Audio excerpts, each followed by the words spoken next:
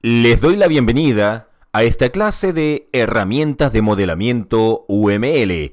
Mi nombre es Gabriel Flores Rosas y en la clase de hoy vamos a estudiar las áreas conceptuales de UML. Los principales conceptos relacionados con UML tienen que ver con los conceptos de la orientación a objeto, ya que es el objeto el componente básico de los modelos UML. El objeto se trata de un ente abstracto usado en programación que permite separar los diferentes componentes de un programa, simplificando así su elaboración, depuración y posteriores mejoras. Entonces podemos ver en el gráfico en pantalla el objeto, el cual está compuesto por el nombre de la clase, atributos y operaciones o métodos. Número 2. Los atributos son las características o cualidades del objeto y también se denominan propiedades. Número 3. Comportamiento son las acciones, aquello que el objeto sabe o puede hacer. El siguiente, número 4, tenemos los métodos, que son aquellas funciones que permite efectuar el objeto y que nos rinden algún tipo de servicio durante el transcurso del programa. Determinan a su vez cómo va a responder el objeto cuando recibe un mensaje. Número 5. Eventos son aquellas acciones mediante las cuales el objeto reconoce que se está interactuando con él. De esta forma, el objeto se activa y responde al evento según lo programado en su código. Número 6. Mensajes. Aunque los objetos se han de diferenciar claramente en una aplicación, estos se han de poder comunicar para poder trabajar en conjunto y construir así aplicaciones. Esto se hace posible a través de lo que se denomina paso de mensajes. Cuando un objeto quiere comunicarse con otro, lo que hace es enviarle un mensaje con los datos que desea transmitir. Y finalmente tenemos el número 7 con las clases. Las clases son agrupaciones de objetos que tienen atributos en común. Consta de una serie de métodos y datos que resumen las características de este objeto. Definir clases permite trabajar con código reutilizable, puesto que desde una clase se puede crear una instancia y así reutilizar el código escrito para este, sin tener que volver a escribir el código para la instancia. Los objetos que pertenecen a una clase se denominan instancias. Entonces podemos ver en el gráfico en pantalla y podemos apreciar la clase empleado que está en la parte superior de la imagen, que instanciada por la clase operario, que está un poco más abajo, y la clase gerente. Esto se debe a que tanto el operario como el gerente cumplen las características de un empleado, pero con funciones específicas. Ahora veamos, qué es la instancia con el número 8. Se llama instancia a todo objeto que derive de algún otro. De esta forma, todos los objetos son instancias de algún otro, menos la clase Object, que es la madre de todas. En el modelamiento UML existen jerarquías que se van obteniendo de las derivaciones que se hacen de los objetos, los cuales van siendo instanciados, con lo que se va generando la herencia. El mecanismo de la herencia permite definir nuevas clases a partir de clases existentes. Con el número 9 tenemos la herencia. La herencia es el mecanismo para compartir automáticamente métodos y datos entre clases, subclases y objetos. Permite crear nuevas clases introduciendo las variaciones con respecto a su clase padre. Y aquí es donde tenemos también la herencia simple y la herencia múltiple. Con el número 10, la herencia simple indica que una subclase puede heredar datos y métodos de una clase simple, así como añadir o sustraer ciertos comportamientos.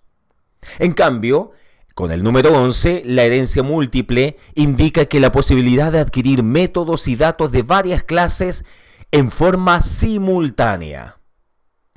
En el número 12 tenemos la encapsulación, la cual define el comportamiento de una clase u objeto que tiene dentro de él todo tipo de métodos y datos, pero que solo es accesible mediante el paso de mensajes y los datos a través de los métodos del objeto clase. Y por último, con el número 13, mencionamos al polimorfismo. Los objetos responden a los mensajes que se les envían. Un mismo mensaje puede ser interpretado o dar paso a distintas acciones dependiendo qué objeto es el destinatario. Con este sistema, el emisor se desentiende de los detalles de la ejecución, aunque el programador ha de saber en todo momento cuáles son las consecuencias de ese mensaje. Los conceptos planteados son la base para entender el sistema de modelamiento UML porque permiten entender cuáles son los componentes básicos y las características que tiene cada uno de ellos. Ahora estudiemos las fases del desarrollo de un sistema, porque en todos los sistemas de modelamiento existen algunas etapas que son fundamentales para la creación de los mismos. Las fases del desarrollo de sistemas que soporta UML son 1. Análisis de requerimientos, 2. Análisis, 3. Diseño, 4. Programación y 5. Pruebas. Pero la pregunta es, ¿qué significa cada uno de estos? Número 1. Análisis de requerimientos. UML tiene casos de uso para capturar los requerimientos del cliente. A través del modelado de casos de uso, los actores externos que tienen interés en el sistema son modelados con la funcionalidad que ellos requieren del sistema, o sea, los casos de uso. Los actores y los casos de uso son modelados con relaciones y tienen asociaciones entre ellos, o estas son divididas en jerarquías. Los actores y casos de uso son descritos en un diagrama use case. Cada use case o caso de uso es descrito en texto y especifica los requerimientos del cliente, lo que él o ella espera del sistema sin considerar la funcionalidad que se implementará. Un análisis de requerimiento puede ser realizado también para procesos de negocios y no solamente para sistemas de software. Número 2. Análisis. La fase de análisis abarca las abstracciones primarias, o sea, clases y objetos, y mecanismos que están presentes en el dominio del problema. Las clases que se modelan son identificadas con sus relaciones y descritas en un diagrama de clases.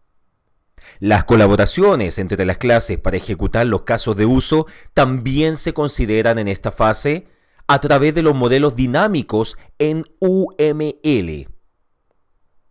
Es importante notar que solo se consideran clases que están en el dominio del problema, o sea, conceptos del mundo real.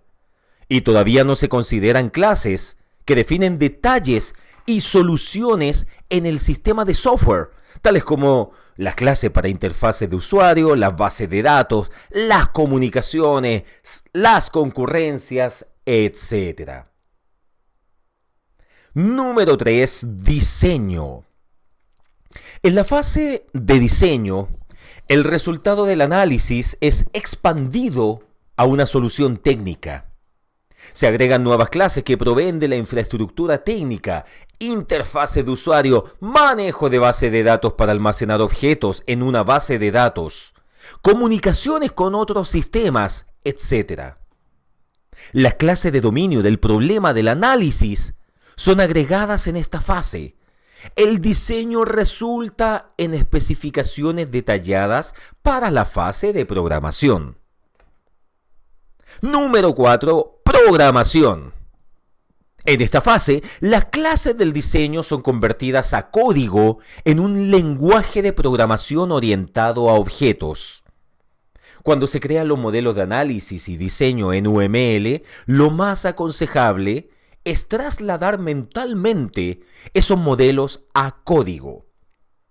Y por último, número 5, tenemos las pruebas. Normalmente un sistema es tratado en pruebas de unidades, pruebas de integración, pruebas de sistema, pruebas de aceptación, etc. Las pruebas de unidades se realizan a clases individuales o a un grupo de clases y son típicamente ejecutadas por el programador. Las pruebas de integración integran componentes y clases en orden para verificar que se ejecutan como se especificó. Las pruebas de sistema son para determinar cómo está funcionando el sistema en relación con sus partes y con las bases de datos relacionadas.